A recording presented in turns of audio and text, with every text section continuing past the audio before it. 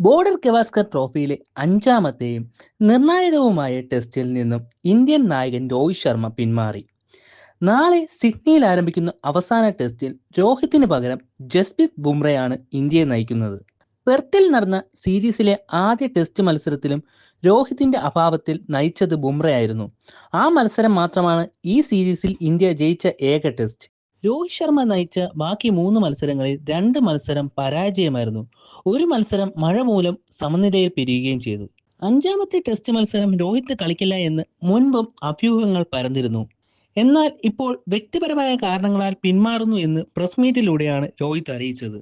കൂടാതെ ഈ മത്സരശേഷം രോഹിത് ടെസ്റ്റിൽ നിന്ന് വിരമിക്കുമെന്നാണ് വാർത്തകൾ പരക്കുന്നത്. രോഹിത് കളിക്കാത്ത സാഹചര്യത്തിൽ ശുഭ്മാൻ ഗിൽ വീണ്ടും ഇന്ത്യൻ ടീമിലേക്ക് തിരിച്ചു വരും.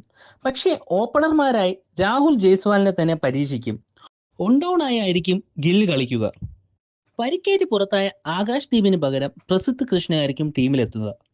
ബോർഡർ ഗവാസ്കർ ട്രോഫി നിലനിർത്താനും ലോക ടെസ്റ്റ് ചാമ്പ്യൻഷിപ്പ് ഫൈനൽ സാധ്യത നിലനിർത്താനും ഈ ടെസ്റ്റ് ജയം അനിവാര്യമാണ്. ഇന്ത്യൻ ടീമിന്റെ തുടർ തോൽവികളിൽ വിമർശനമേറ്റു വരുന്നതിന് കൂടാതെ മോശം ഫോമുമാണ് രോഹിത്തിന്റെ തീരുമാനത്തിന് കാരണം. ഈ ടെസ്റ്റ് പരമ്പരയിൽ 5 ഇന്നിംഗ്സുകളിൽ നിന്ന് വെറും 31 റൺസാണ് ഇന്ത്യൻ ക്യാപ്റ്റന്റെ സമ്പാദ്യം.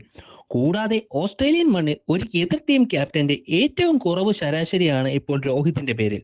6.20 ഇപ്പോൾ രോഹിത്തിന്റെ ശരാശരി. ടീമിന്റെ മോശം പ്രകടനത്തിൽ വീണ്ടും മാറ്റം വരുത്താൻ സാധ്യതയുണ്ടാകുമെന്ന് മുൻപ് കോച്ച് ഗൗതം ഗംഭീർ അറിയിച്ചിട്ടുണ്ടായിരുന്നു.